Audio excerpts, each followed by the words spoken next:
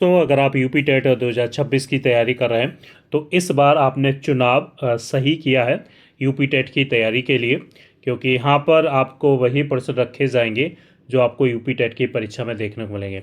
हालांकि में सब्सक्राइबर लाखों मिलियन में तो नहीं है, लेकिन प्रश्न आपको यूपी टेट में यहाँ से मिलेंगे। तमाम क्लासेस देख लीजिएगा, क्योंकि जो प्रश्न यहाँ पर मैंने लिए हैं वो यूपी टेट के तमाम परीक्षाओं में कहीं ना कहीं रिपीट ही हुए हैं। तो चलिए यूपी टेट का यहाँ पर आपका जो पर्यावरण सेक्शन ईवीएस से जो प्रश्न बनते हैं, और ये प्रश्नों को छोड़ा ही नहीं जा सकता है, क्योंकि अब अगर आपने छोड़ा तो आपने बहुत कुछ छोड़ दिया। तो चलिए पहला प्रश्न है जो काफ़ी बहुचर्चित प्रश्न है, यूपी टेट में पूछा ही जाता है, एक या दो यूपी टेट को छोड़ दो, नहीं तो हर बार यूपी टेट की परीक्षा में आया है। देखिए काजीरंगा वाला प्रश्न, काजीरंगा राष्ट्रीय उद्यान किसके लिए प्रसिद्ध है? देखिए सभी जानते हैं, प्रश्न संख्या चौथा है, जो काजीरंगा राष्ट्रीय उद्यान है वो एक सींग वाले गैंडे के नाम के लिए ये प्रसिद्ध है। क्योंकि यहाँ पर आपको देखने को मिलेगा कि यहाँ पर आपको एक सींग वाला गैंडा देखने को मिलेगा। और दूसरा प्रश्न भी बन जाता है यूपी टेट में। देखिए मैं वही प्रश्न लाया हूँ जो यूपी टेट की परीक्षा में मिलेगा, और मैं दावे के साथ कह सकता हूँ जितने भी क्लासेस कराए जाएँ देख लीजिएगा, परीक्षा में प्रश्न यहाँ से बनेंगे। देखिए एक सींग वाला गेंडा जो काजीरंगा राष्ट्रीय उद्यान में आपको देखने को मिलेगा। अब ये कहाँ पर है, कभी कभी पूछ लिया जाता है काजीरंगा राष्ट्रीय उद्यान आपको कहाँ पर देखने को मिलता है, तो असम में ये आपको देखने को मिलेगा, असम में है, और एक सींग वाले गेंडा यहाँ पर देखने को मिलेगा। अगर हम बाघ की बात करें तो भैया जिम कॉर्बेट में आपको बाघ देखने को मिलेंगे। और कभी कभी ये भी पूछा जाता है रणथंभौर किसके लिए प्रसिद्ध है? बाघों के लिए प्रसिद्ध है। जिम कॉर्बेट किसके लिए प्रसिद्ध है? बाघों के लिए प्रसिद्ध है। ये भी आपको ध्यान में रखना है, ठीक है ना। और अगर हम यहाँ पर बात करें हाथी को लेकर तो ये केरल के लिए ये प्रसिद्ध है, पेरियार के नाम से, ध्यान रखिएगा, केरल के लिए प्रसिद्ध है।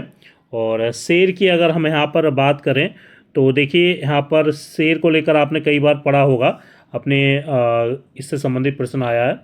शेर परियोजना आपने पढ़ी होगी, जो 1972 में ये एक परियोजना चलाई गई थी, शेर परियोजना, ध्यान रखिएगा, जो एशियाई शेरों के संरक्षण के लिए। लेकिन यहाँ पर अगर देखा जाए जो राइट आंसर आपका होगा एक सींग वाला गैंडा। चलिए अगला प्रश्न यहाँ पर देखते हैं। अगला प्रश्न आपके सामने है, और अगर आप सभी चाहते हैं कि यूपी टेट में आपको फतह मिले तो हमारे चैनल के टेलीग्राम ग्रुप को ज़रूर ज्वाइन कीजिएगा, और जो भी 1 महीने या 2 महीने पहले उसमें जो भी डाला जाए उसको ज़रूर पढ़ लीजिएगा। आपको यूपी टेट जो आपका सपना है, लगातार प्रयत्न कर रहे हैं, वो इस बार आपका सफल होगा। तो चलिए जो यहाँ पर प्रश्न लिखा हुआ, भारत के किस राज्य में नर्मदा बचाओ आंदोलन शुरू हुआ था? देखिए नर्मदा बचाओ आंदोलन की अगर हम बात करें, ये शुरू किया गया था आपका मध्य प्रदेश में, ध्यान रखिएगा, मध्य प्रदेश में ये आंदोलन शुरू किया गया था। और आप सभी जानते हैं ये किसके द्वारा शुरू किया गया था? मेधा पाटेकर के द्वारा इसको नेतृत्व में ये शुरू किया गया था। नर्मदा नदी पर जो बन रहे, यानी कहा जाए, ये इतना ही आपको ध्यान में रखना है, कहाँ पर शुरू किया गया था? मध्य प्रदेश में। और किसके द्वारा शुरू किया गया था? यानी मेधा पाटेकर के द्वारा इसको नेतृत्व में यहाँ पर शुरू किया गया था।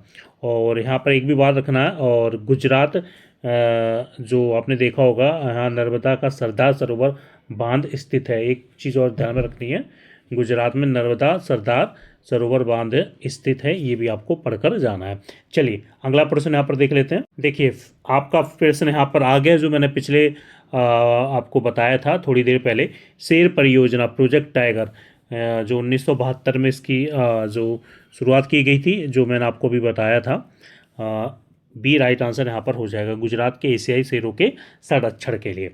चलिए अगला यहाँ पर प्रश्न है। देखिए ये भी प्रश्न आया था, आखिरकार आपको लग रहा होगा थोड़ा आसान सा, लेकिन यूपी टेट में ये कई बार प्रश्न रिपीट हुए हैं। ऐसा नहीं है कि मैंने कहीं से प्रश्न उठा के डाल दिए, लेकिन आप जितना भी यहाँ पर कराए से पढ़ लीजिएगा तो 70 से 80% पेपर आपको यहाँ से मिलेगा। जब देखे आएंगे तब मैं आपसे बात करूँगा कि हाँ, कि जो यहाँ पर कराया गया बाकी में देखने को मिला, भले ही लाखों या मिलियन में सब्सक्राइबर नहीं थे। अगला प्रश्न आपके सामने है, उत्तर प्रदेश का राजकीय पक्षी है, राजकीय पक्षी की बात करें तो ये यहाँ पर सी आपका हो जाएगा सारस क्रेन, ये आपका राजकीय पक्षी है सारस। और अगर हम मोर की बात करें तो आप सभी जानते हैं भारत का राष्ट्रीय पक्षी है।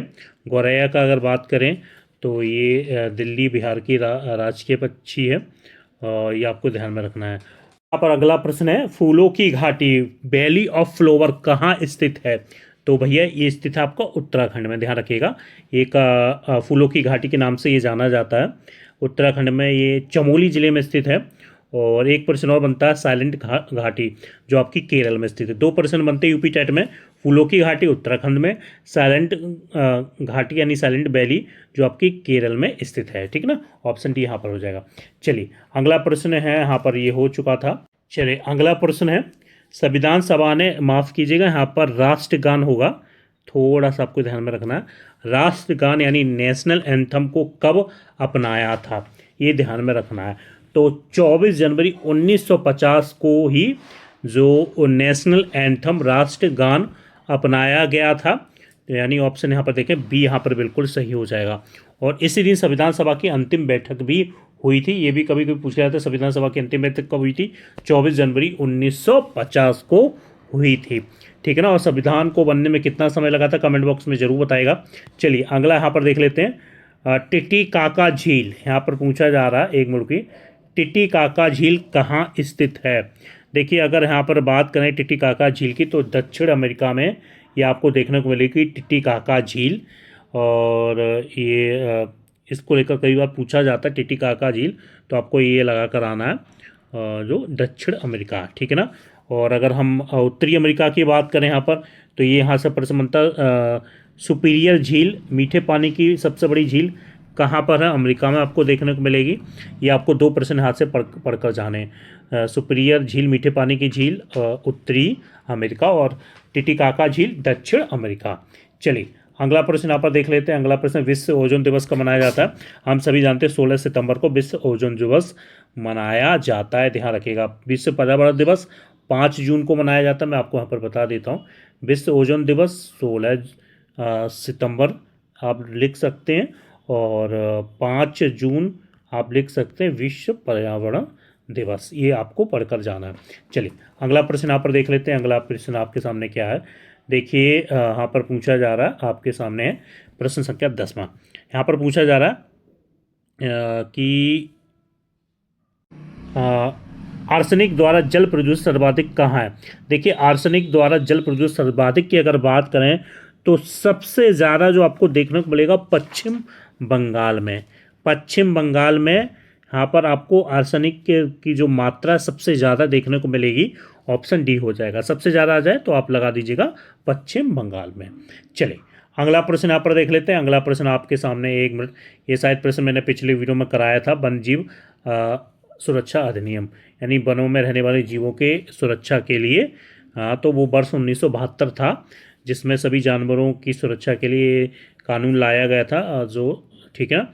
और 1980 की अगर बात, यहाँ पर 1972 की अगर बात करें तो ये यहाँ पर राइट आंसर हो जाएगा। 1980 की बात करें तो वन संरक्षण अधिनियम, फॉरेस्ट कंजर्वेशन एक्ट लाया गया था, ध्यान रखिएगा। 1980 यहाँ से पूछा जा सकता है 1980 में तो फॉरेस्ट कंजर्वेशन एक्ट यानी वन संरक्षण अधिनियम कब आया था? 1980 में। यहाँ से 2 प्रश्न बनेंगे, वन जीव सुरक्षा अधिनियम 1972, फॉरेस्ट कंजर्वेशन एक्ट यानी वन संरक्षण अधिनियम 1980। चलिए अगला यहाँ पर देख लेते हैं। यहाँ पर पूछा जा रहा है आपके सामने, मिल्क ऑफ मैग्नीशिया का रासायनिक नाम क्या है? मिल्क ऑफ मैग्नीशिया का रासायनिक नाम क्या होता है? हम सभी जानते हैं मैग्नीशियम हाइड्रो ऑक्साइड, ठीक है ना।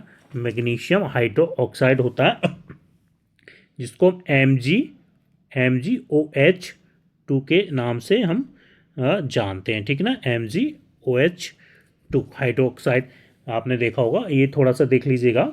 मेरे संज्ञान में इतना ही है, बाकी इसका राइट आंसर होगा मैग्नीशियम हाइड्रो ऑक्साइड, ठीक है ना। चलिए अगला यहाँ पर देख लेते हैं। अगला प्रश्न क्या होगा, प्रकाश संश्लेषण के दौरान पादप में से किसे सोख लेते हैं? देखिए यहाँ पर पूछा है प्रकाश संश्लेषण के दौरान पादप निम्न में से किसे सोख लेते हैं, ठीक है। तो यहाँ पर अगर 13 की बात करें तो भैया कार्बन डाइऑक्साइड हो जाएगा, ठीक है ना।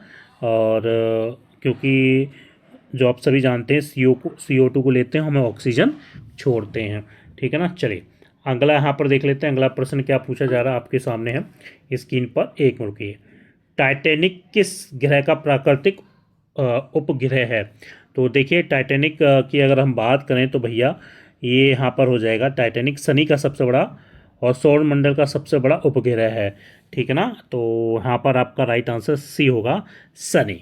ठीक है, ये आपको देख के चलना है, शनि यहाँ पर राइट आंसर हो जाएगा। और पिछला वीडियो मैंने पिछला क्वेश्चन में आपको मैग्नीशियम जो हाइड्रोक्साइड आपको बताया था, तो इसको देख लीजिएगा, उसका केमिकल फॉर्मूला क्या होता है। वो थोड़ा सा यहाँ पर मैंने आपको थोड़ा सा मिस्टेक हो गया, बाकी देख लीजिएगा। चलिए अगला यहाँ पर देख लेते हैं, अगला प्रश्न आपके सामने क्या है।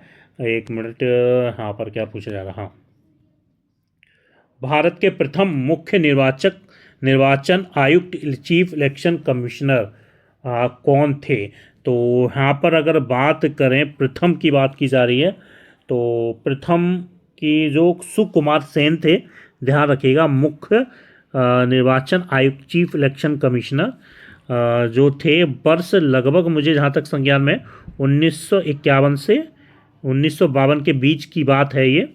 प्रथम मुख्य निर्वाचन आयुक्त चीफ इलेक्शन कमिश्नर, ठीक है ना। जो इन्होंने जो आम चुनाव है जो संपन्न इन्होंने कराए थे, ये आपको ध्यान में रखना है, ठीक है।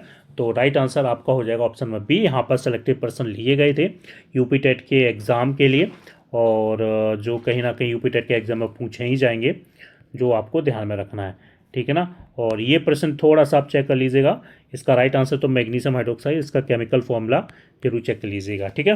बाकी क्लास कैसा लगा कमेंट बॉक्स में जरूर बताएगा। जय हिंद, जय भारत।